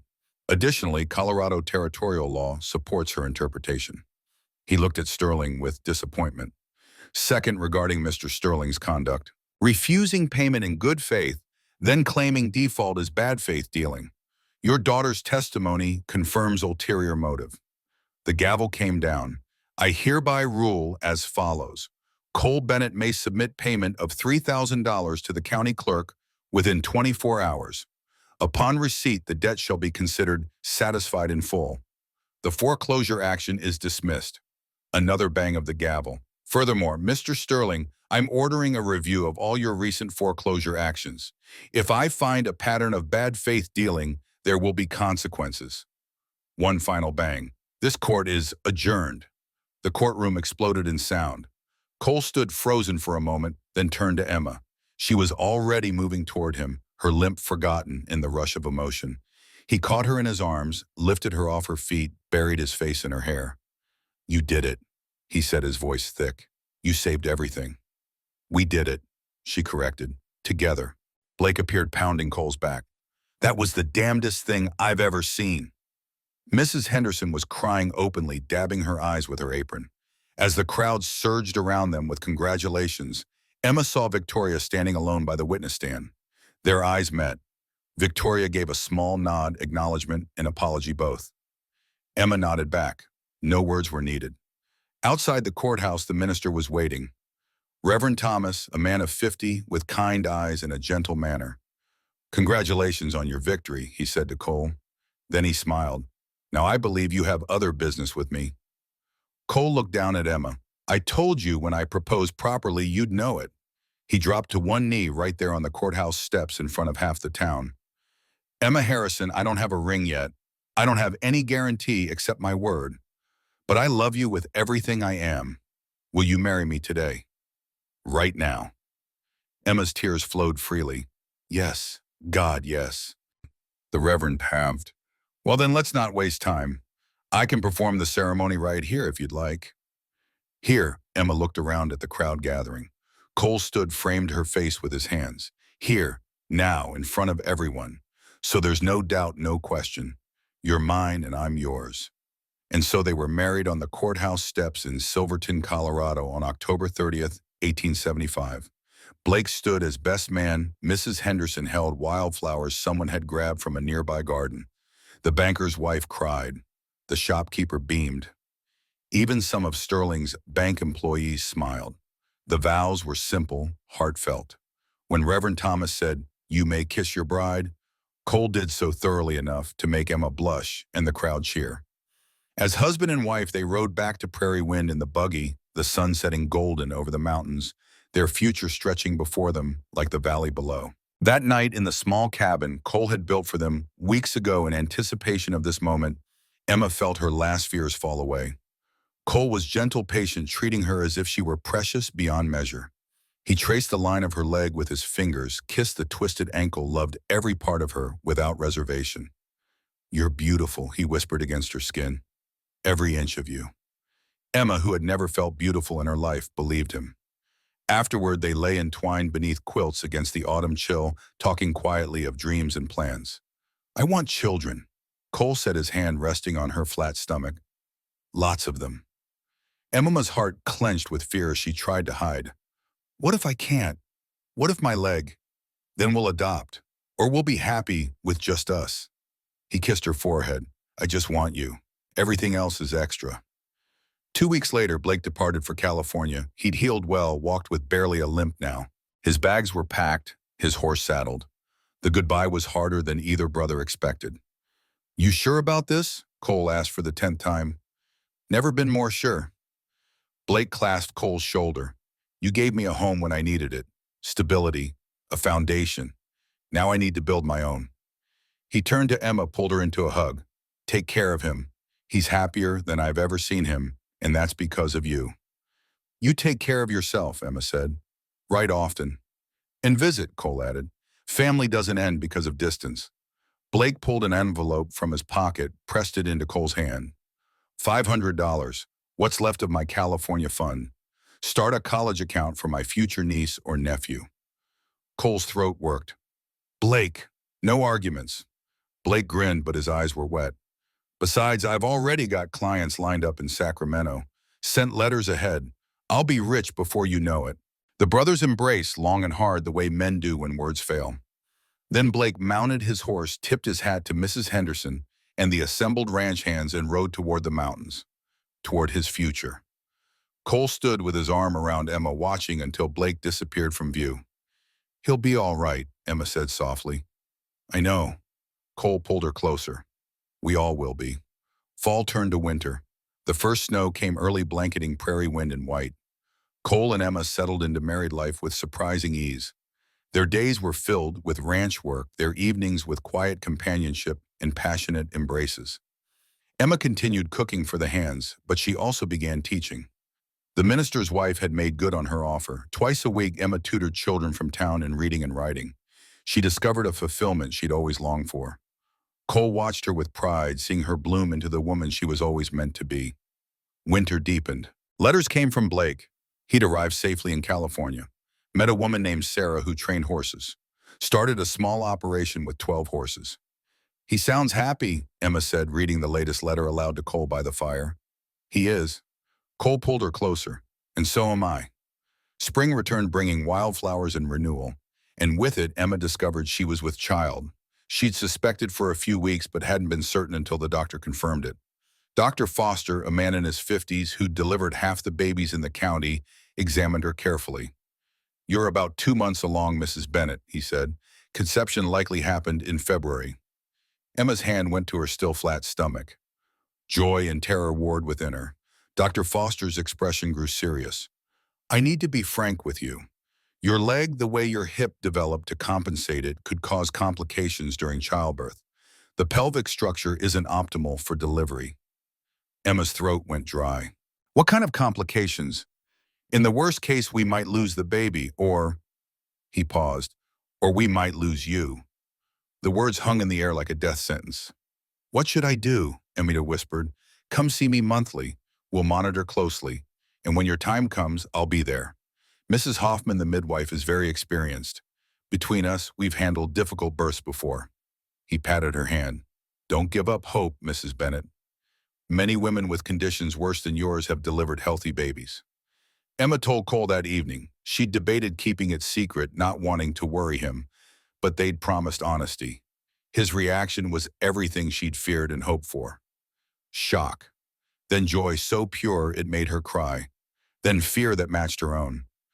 The doctor said complications are possible, she told him, because of my leg. Cole's face went pale. What kind of complications? She told him everything Dr. Foster had said. Watch the color drain further from his face. We'll see the doctor monthly, Cole said, finally, his voice tight. Follow every instruction, and when the time comes, he pulled her into his arms, held her so tight she could barely breathe. We'll get through this, he said fiercely, together. As Emma's pregnancy progressed, Cole's protectiveness intensified. He hired a young woman from town, Mary, to help with the cooking. He insisted Emma rest more, work less. Emma protested. I'm pregnant, not dying. I know, Cole said, but humor me. The summer passed. Emma's belly grew round.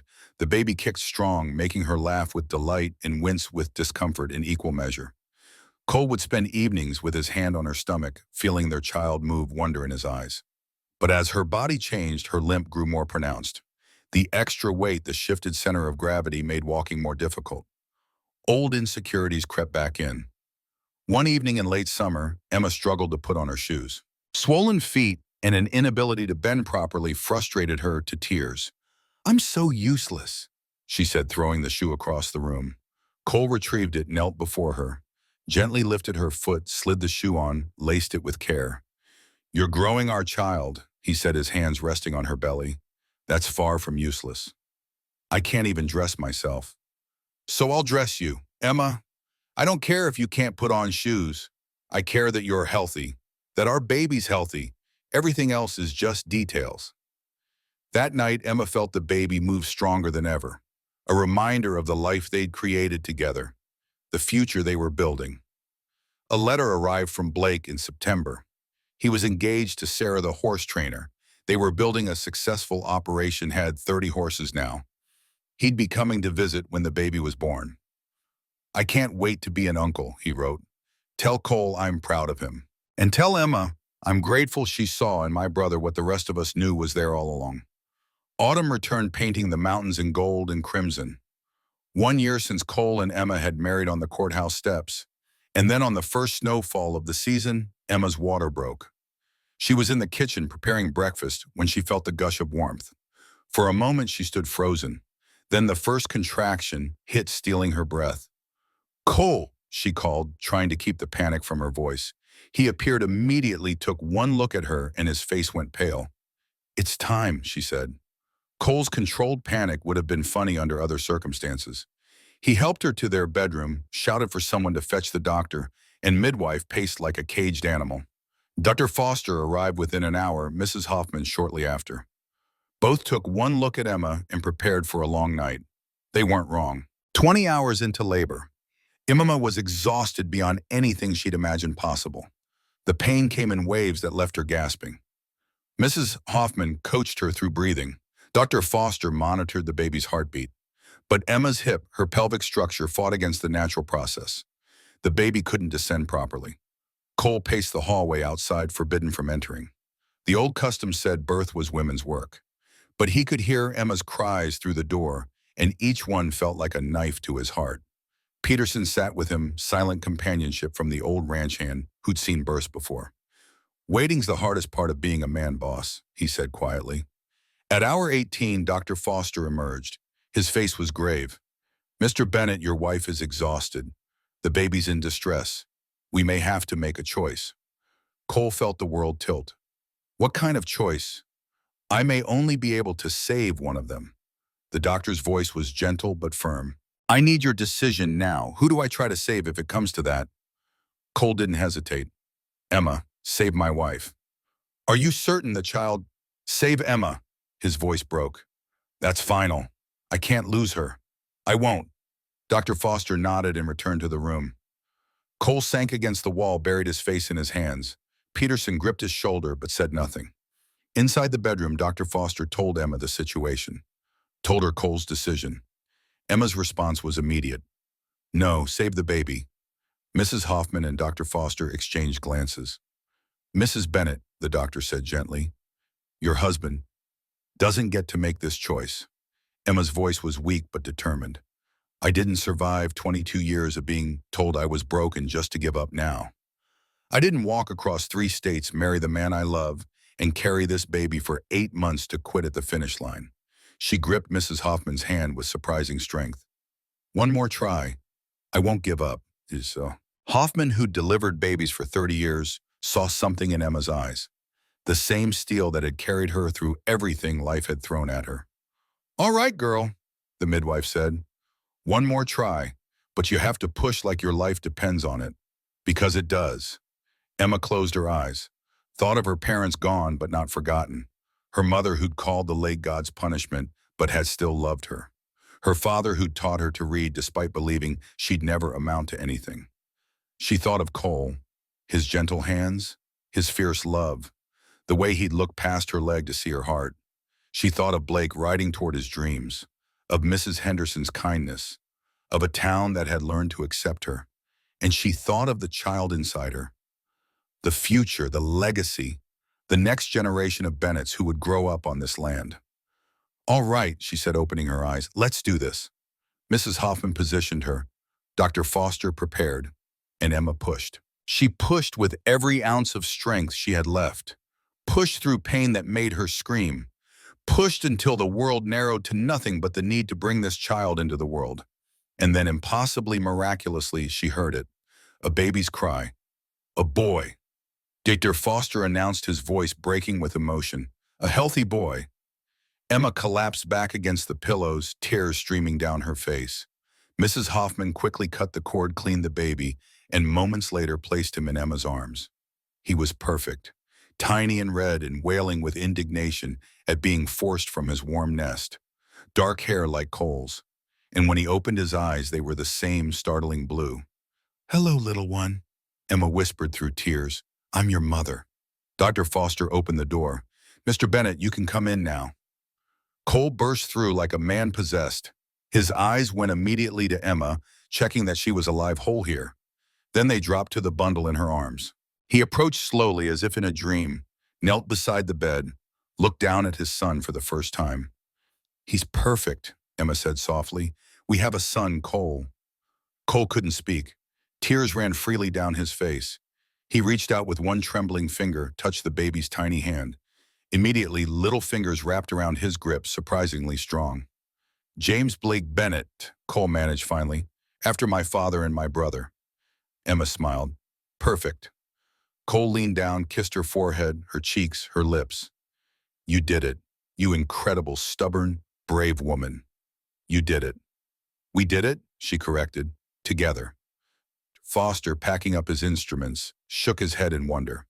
In 30 years of medicine, I've never seen anything quite like that. You should have been impossible, Mrs. Bennett, but you decided otherwise. Emma looked down at James, who had stopped crying and was staring up at her with unfocused eyes.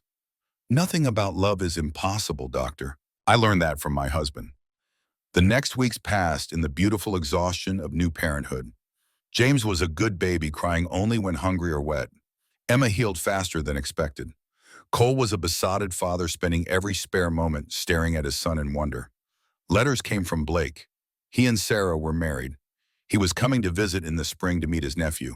Can't wait to teach him to ride, he wrote. Tell Cole he did good, real good. Winter settled in again, but this winter felt different. The cabin rang with baby sounds, laughter, hope. One evening as snow fell soft outside their window, Cole sat with Emma before the fire. James slept in a cradle Cole had built with his own hands, the wood polished smooth as silk. What are you thinking? Emma asked, leaning against her husband's shoulder. About how 5 years ago I thought my life was over, Cole said. Victoria had left. Blake was wild and reckless. The ranch was all I had, and it felt like a burden instead of a blessing. He looked down at her. Then you showed up, stubborn woman in the rain who refused to be defined by what everyone said she couldn't do. I wasn't stubborn, Emma protested. I was desperate. You were brave. He kissed her hair.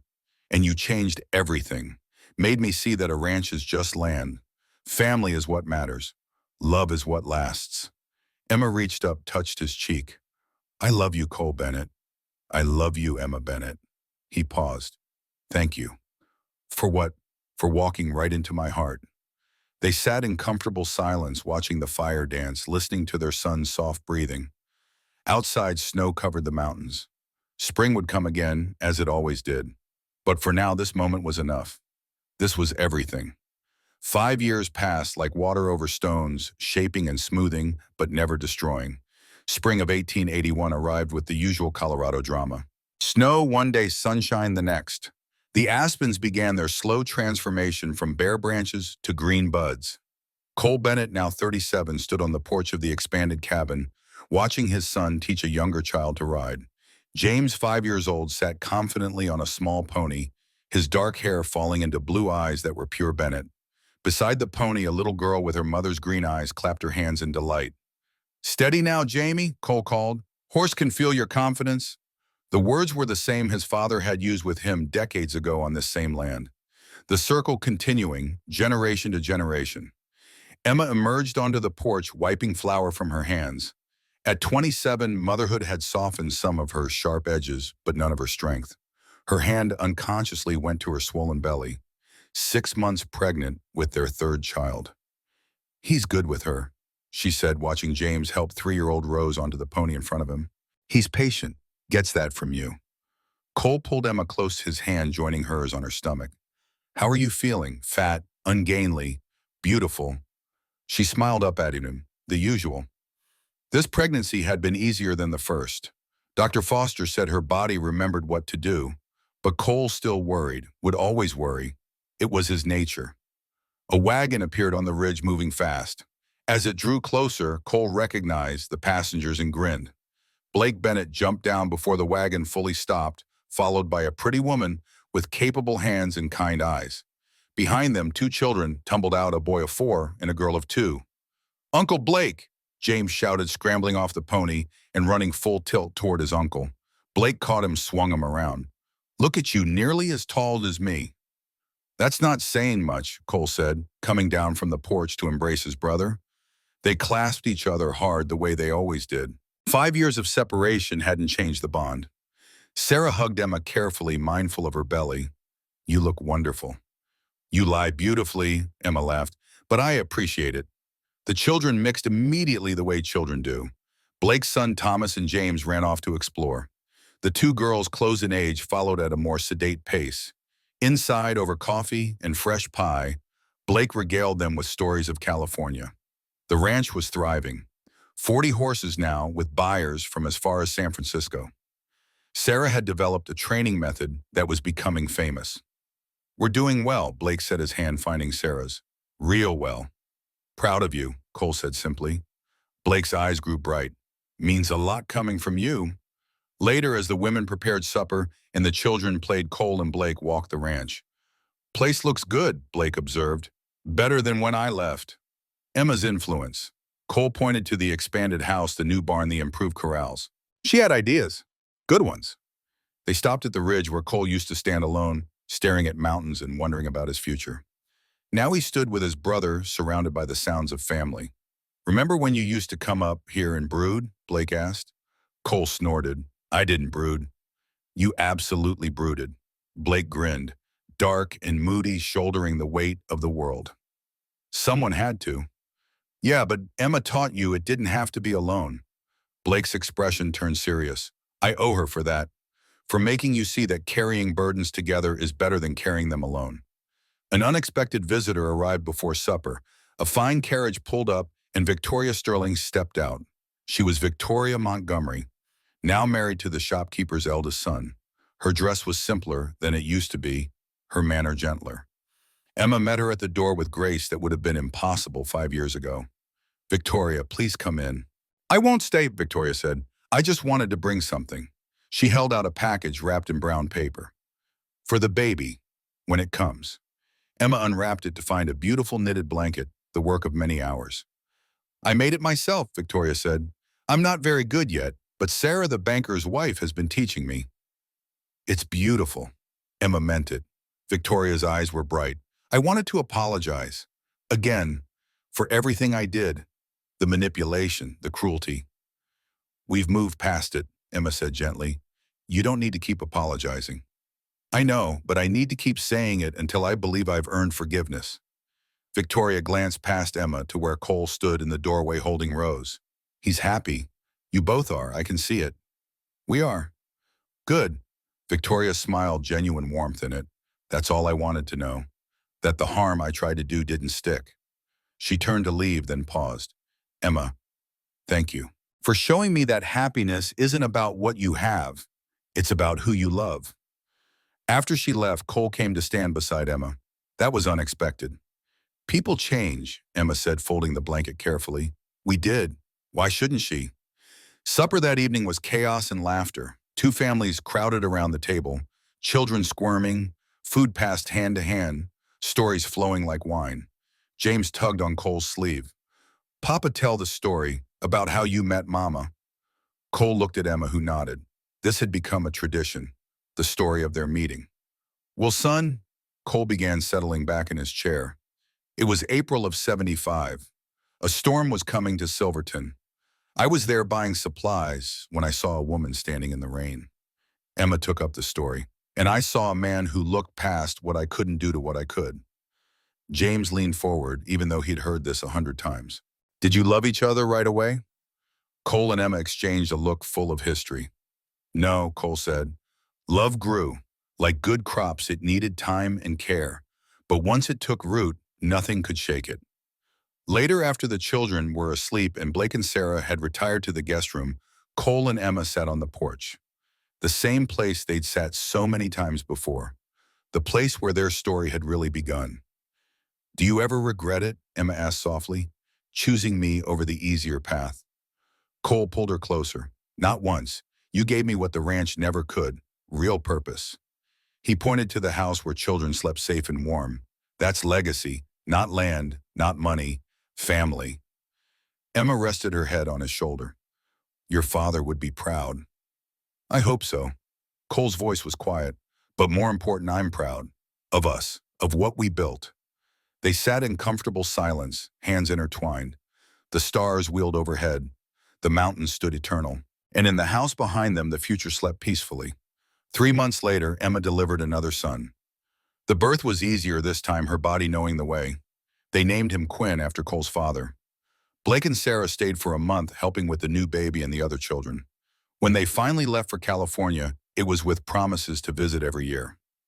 Family doesn't end because of distance, Blake said, echoing Cole's words from 5 years before. The years continued their march. James grew tall and serious, showing early signs of his father's quiet strength. Rose was pure sunshine, making everyone smile. Quinn was curious about everything, taking apart anything he could reach. Emma taught school 3 days a week now, a proper school building that the town had built with Cole's financial help. Her students adored her, never seeing her limp, only her passion for learning. Cole expanded the ranch not because he needed more, but because he could. Because he had sons to leave it to. Daughters who might want pieces of their own, a legacy to pass down. But the ranch was just land, he learned that. The real legacy was around his dinner table every night, was in the laughter of his children, was in the way Emma's eyes still lit up when he walked into a room, was in the stories he told his children about courage and love and looking past limitations to see hearts. One evening, many years after that rainy day in Silverton, Cole found Emma in the kitchen of their now much larger house. She was teaching Rose to make pie crust flour, dusting both their faces. He stood in the doorway watching, remembering the first time he'd seen her in a kitchen, nervous and determined. Now she moved with confidence, secure in her place and her value and her love. Emma looked up, it caught him, watching smiled the smile reserved just for him. What are you thinking? She asked. Cole crossed to her, pulled her into his arms despite Rose's giggling protest. About how people said no one would want the woman who limped. Emma's eyes grew soft. And a cowboy saw different. He touched her face. He saw her heart. Emma rose on her toes, kissed him, and she walked right into his. Rose made exaggerated gagging sounds. Gross papa, you're getting flour everywhere? They laughed, broke apart, returned to the simple joy of making pie with their daughter. But that night when the children were asleep and the house was quiet, Cole pulled out the journal he'd kept since his father died. The one where he recorded the important things. Births and deaths, hard winters and good harvests, decisions made and lessons learned. He wrote one final entry, April 1875 to April 1890. 15 years since Emma walked into my life. We've built something here. Not just a ranch, though prairie wind thrives. Not just a family, though our children are our greatest joy. We've built proof that love sees past all limitations. That strength comes in many forms. That the best legacy isn't what you leave behind in property, but what you leave behind in people. My father built this ranch from wilderness. I've built a family from love. And my children will build their own futures from the foundation we've given them. This is what it means to be a man. Not to shoulder burdens alone, not to measure worth in acres or cattle, but to love fiercely, choose wisely, and build something that lasts beyond yourself. Emma taught me that. The limping girl no one wanted became the woman who saved me, saved all of us. This is our legacy. This is our truth. This is our life, hard won and well lived, and I wouldn't change a single step of it. He closed the journal, set down his pen, and went to find his wife. Tomorrow would bring new challenges. The ranch always needed work. Children would need guidance. Life would continue its relentless march forward. But tonight, Cole Bennett was content. He'd buried 3 men on this land. 2 were his parents. The third was the lonely man he used to be. In their place, he'd planted something that would outlast stone and timber. Love, family, legacy. And it all started with a woman standing in the rain refusing to give up, refusing to be anything less than exactly who she was meant to be.